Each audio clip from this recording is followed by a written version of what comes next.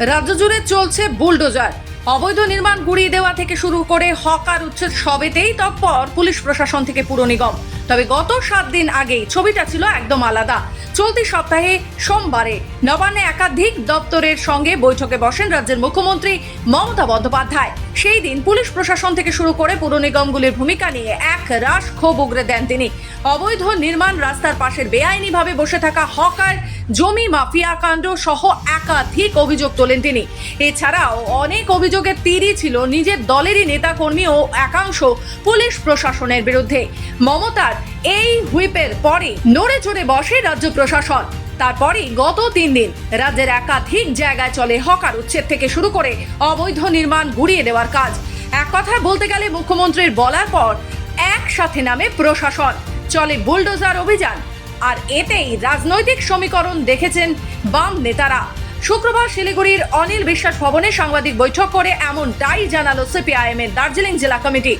এদিন মুখ্যমন্ত্রীর বুলডোজার অভিযানের বিষয়ে রাজনৈতিক সমীকরণের বিষয় তোলেন সিপিআইএম এর দার্জিলিং জেলা কমিটির সম্পাদক সমন পাঠক। তিনি বলেন, হঠাৎ একদিন ঘুম থেকে উঠে যেন মুখ্যমন্ত্রী তৎপর হয়ে উঠেছেন হকার উচ্ছেদের বিষয়ে। এদিকে তার কোনো পরিকল্পনাই নেই এই বিষয়ে। জেলা জুড়ে, গ্রাম অঞ্চলে, এই শিলিগুড়ি শহরে যত মাফিয়া আছে, কিছুদিন আগে আমরা রামকৃষ্ণ মিশনের জমি নিয়েও দেখলাম। পর অনেকগুলো ঘটনা।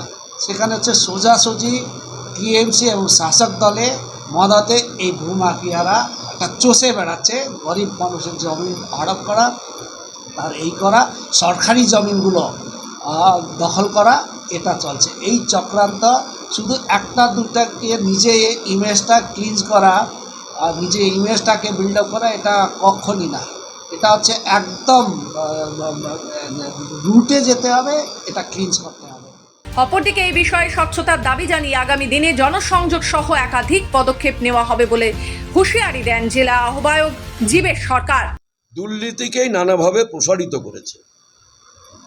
মাননীয় মুখ্যমন্ত্রী এখন দুর্নীতির কথা বলছেন 13 বছর সরকার চালানোর পরে, কিন্তু তিনি তো মুখ্যমন্ত্রী হওয়ার পরে প্রথম দিনই তিনি নিজেকে বলেছিলেন আমি গুন্ডা কন্ট্রোল করি।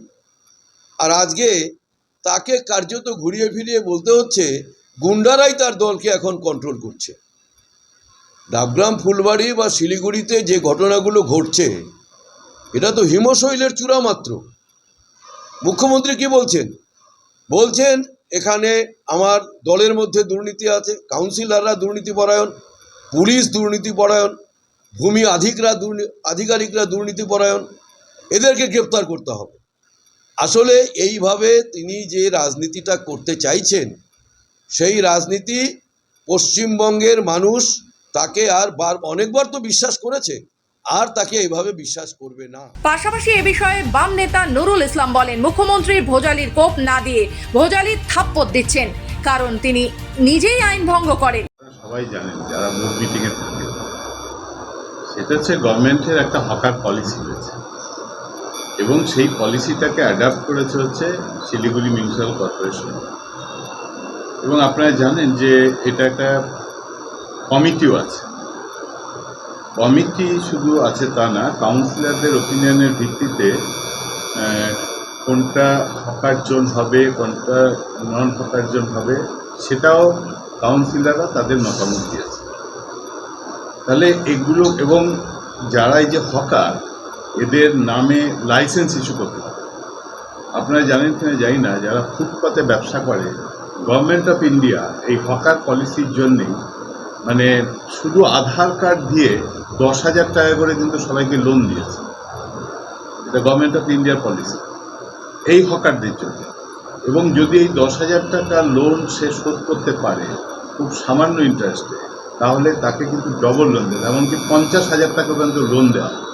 তাহলে কেন্দ্র এবং রাজ্যের সরকার যখন এই পলিসি গ্রহণ করেছে, তখন একদিনের এক রাতের মহারাজা উনি হয়ে গেলেন, রাতারাতি বুলডোজার নামিয়ে। এটা আসলে কি, আমাদের একজন নেতা ছিলেন রতনলাল ব্রাহ্মণ, উনি মাঝে মাঝে গল্প করতেন, পাহাড়ে খুব এর মধ্যে সংগঠন করতে হতো, তো উনি বলতেন, দেখ আমি কাউকে ভোজালির কোপ দিতাম না, আমি ভোজালির থাপ্পড় দিতাম। কেন? ওই লোকটা ভয় পাবে, আমি মরতে মরতে বেঁচে গেলাম।